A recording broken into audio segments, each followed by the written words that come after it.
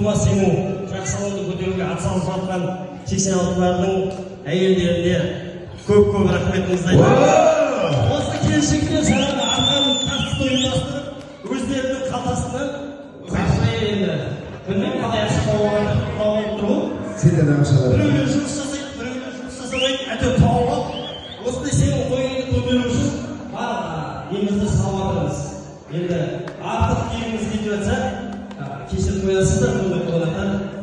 Біз осы Асқар Жұмағұлов мен Жанар жеңгеміздің жақсылығы үшін барымызды салып, осындай көтеруге тырысып жатырмыз. Қолымыздан келген болса, 86-лардың атынан көктерек бақсы деген әнді айтып келдік.